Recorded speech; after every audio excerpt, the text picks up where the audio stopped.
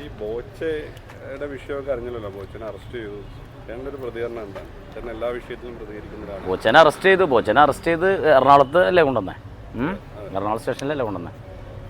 ഈ അറസ്റ്റ് ചെയ്ത് കൊണ്ടുവന്നിട്ടും ഇങ്ങനെയൊക്കെ കൂടെ ഒരുപാട് ആളുകളുണ്ട്. അതാണ് അതിൻ്റെ രസം. ചുറ്റിനും ആൾക്കാരാണ്. ഈ സെലിബ്രിറ്റികളൊക്കെ അറസ്റ്റ് ചെയ്യുമ്പോൾ അങ്ങനെയാണല്ലോ. അത് എന്തായാലും ചെയ്തത് ഭയങ്കര മോശമായിപ്പോയി. കാരണം ഒരു ബോഡി ഷെയ്മിങ് നടത്താമെന്ന് പറഞ്ഞാൽ അത് വളരെ മോശമാണ്.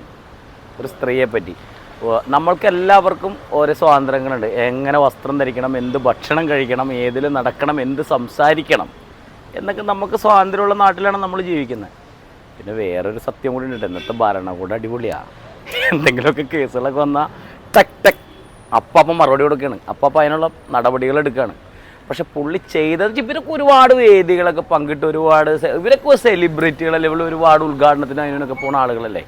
അപ്പോൾ ഇങ്ങനെ ഒരു സഹപ്രവർത്തക അല്ലെങ്കിൽ ഒരു കൂട്ടുകാരനൊക്കെ നമ്മൾ അങ്ങനെ രീതിയിലുള്ളൊക്കെ ഈ പരാമർശങ്ങളൊക്കെ നടത്തുമ്പോൾ അത് ഭയങ്കര മോശമാണ്. അവളുടെ ഇതാണ് അവളുടെ വസ്ത്രധാരണം ശരിയല്ല, അങ്ങനെയൊന്നും പറഞ്ഞിട്ട് കാര്യമില്ല. അപ്പോൾ ഇന്നലെ ഒരു ട്രോൾ വന്നിട്ടുണ്ടായി. ഈ ചങ്ങാതി ജയിലിലെ ഡ്രസ്സ് ഇട്ട് കിടക്കണത് എന്തെങ്കിലും ഒരു കാലത്ത് ജയിലിൽ കിടക്കാൻ വേണ്ടിയിട്ടാണ് ഇങ്ങനെ ജയിലിലെ ഡ്രസ്സ് ഇട്ട് കിടക്കണമെന്ന് പറഞ്ഞിട്ട് ഏതൊരു വില്ലൻ ഒരു ട്രോൾ ചെയ്തിട്ടുണ്ട്. അപ്പോൾ ഇതൊക്കെ നമ്മൾ ആലോചിക്കുമ്പോൾ ഇതൊക്കെ കണ്ട് നമുക്ക് ചിരിക്കുക എന്നുള്ളത്, നമുക്ക് ഇതിൻ്റെ അകത്ത് എങ്ങനെ പ്രതികരിക്കാൻ പറ്റും? ഇപ്പം നമ്മുടെ കയ്യിലൊരു മൊബൈൽ ഫോണുണ്ട്, അത് ഫുള്ളായിട്ട് ചാർജിങ് ചെയ്ത് നെറ്റൊക്കെ ചാർജ് ചെയ്തിട്ട് നമുക്ക് എന്ത് തോന്നിയ ദിവസം കാണിച്ച് എന്തും വിളിച്ചു പറയാനുള്ളൊരു ലൈസൻസ് അല്ല ഇത്.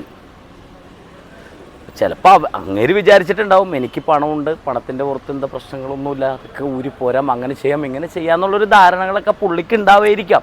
കാരണം പുള്ളി അമ്മാതിരി പൈസ ഉള്ള ആളല്ലേ. പക്ഷെ എന്ന് വിചാരിച്ച് എല്ലാ കാര്യത്തിനും സഹിക്കുന്നതിന് ഒരു പരിധിയുണ്ട്. അപ്പം ഇപ്പം നമ്മൾ ചില യൂട്യൂബർമാർ കണ്ടിട്ടില്ലേ, ചില യൂട്യൂബർമാർ എനിക്ക് അവളോട് അങ്ങനെയാണ്, ഇവളോട് ഇങ്ങനെയാണ്, അതാണ് ഇതാണെന്നൊക്കെ പറഞ്ഞ് വിളിച്ച് പറയുന്ന ചില യൂട്യൂബർമാരുണ്ടല്ലോ. ഇവരൊക്കെ ഇപ്പം സൈലൻ്റായി കിടുങ്ങി ഇങ്ങനെ നിൽക്കണം. കാരണം വമ്പൻ സ്രാഗിനെയാണ് അകത്തിട്ടേക്കണത്. ഉദ്ദേശിച്ച നിങ്ങളെന്തിനാന്ന് പ്രത്യേകിച്ച് ചോദിക്കൊന്നും വേണ്ട, അതെല്ലാവർക്കും അറിയാവുന്ന കേസുകളല്ലേ. ഇപ്പോൾ പലരാണെങ്കിലും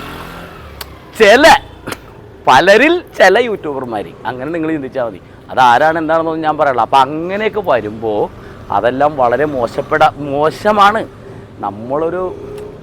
നമ്മളൊരാളെ മോശപ്പെട്ട രീതിയിൽ സംസാരിക്കുക, ബോഡി ഷേമിങ് എടുത്താൽ അതിൻ്റെയൊന്നും ആവശ്യമില്ല നമുക്ക്.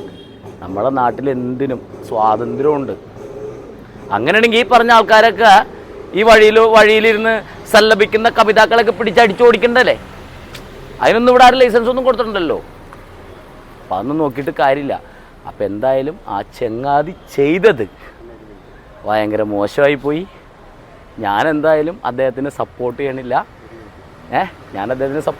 എന്തായാലും ചെയ്ത കാര്യം പിന്നെ നിയമത്തിൻ്റെ വഴിക്ക് പോട്ടെ. ഇനി ഞാൻ ഇങ്ങനെ പറഞ്ഞു എന്ന് വിചാരിച്ചിട്ട് ഇനി ഇതും പറഞ്ഞ് ആരും ട്രോളണ്ട. നമ്മൾ പ്ലീസ് എന്നെ ആരും ട്രോളല്ലായിട്ട് ഇത് പറഞ്ഞു എന്ന് വിചാരിച്ച്. അപ്പോൾ ഞാൻ എൻ്റെ ഒരു നിലപാട് പറഞ്ഞു എന്ന് മാത്രം. ഓക്കെ.